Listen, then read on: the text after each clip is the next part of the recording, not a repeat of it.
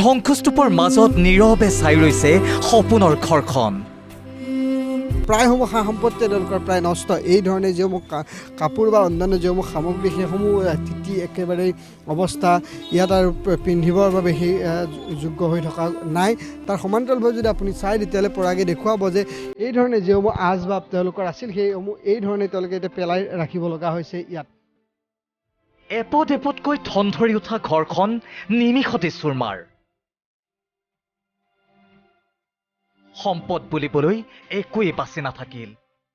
থাকিল মাথো ঘৰখনৰ এইসমূহ অৱশিষ্ট। কোনে কাক কেনেকৈ দিব সান্তনা, ভাষাই যেন হেৰুৱাই পেলাইছে সকলোৱে। কোনো আহি কোৱা নাই কি কৰিব কি নকৰিব, আমি একো মানে ভাবিয়ে পোৱা নাই। সম্পূৰ্ণৰূপে বিধ্বস্ত হৈ গ'লোঁ জাইকাৰ ভুলৰ বাবে। মানে আৰম্ভ ক'ৰ পৰা কৰিম শেষ ক'ত হ'ব নাজানো। প্ৰথম ভাবিছিলোঁ মানুহকেইটা বাচিছোঁ হ'ব আৰু, কিন্তু এতিয়া দেখিছোঁ মানুহ বাচি কি কৰিম। কেওফালে এক অবৰ্ণনীয় পৰিৱেশ।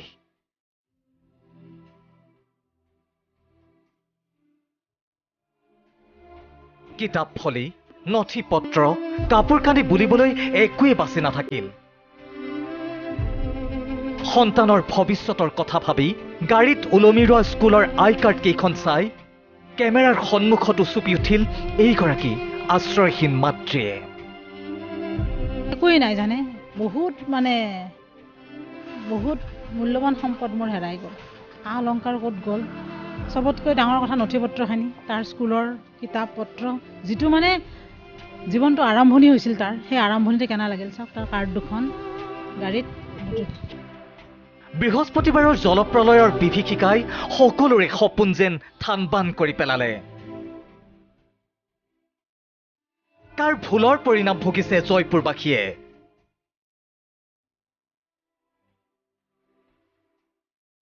জীৱন সম্পত্তি নিৰাপত্তাৰ কথা কোৱা চৰকাৰখনৰ এতিয়া উত্তৰ কি হ'ব? ৰাজনৈতিক মেৰপাকত সোমাই পৰা এইসকল গৃহহীনৰ খবৰ ৰাখিছেনে বৰমূৰীয়াই? বহু নেতা মন্ত্ৰী বিধায়ক সাংসদ বিৰোধী নেতা সকলো আহিল ৰাজপথলৈ। ইয়ালৈকে কোন কোন আহিল বাইদেউ? ইয়াতে আপোনাৰ ববিতা শৰ্মা ডাঙৰণী কংগ্ৰেছৰ, আৰু আমাৰ বিজেপিৰ মাননীয় বিধায়ক সিদ্ধাৰ্থ ভট্টাচাৰ্য ডাঙৰীয়া, লুৰিণজ্যোতি, তেনেকুৱা।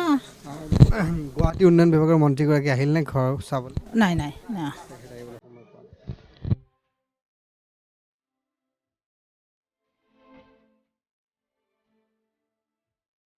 এইসকল অসহায়ৰ কাষত এতিয়া কোনো নাই।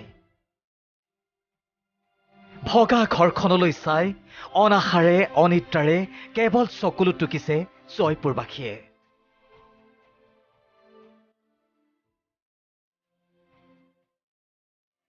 খাৰঘুলিৰ পৰা ৰাজু কলিতাৰ ৰিপৰ্ট, প্ৰথম খবৰ।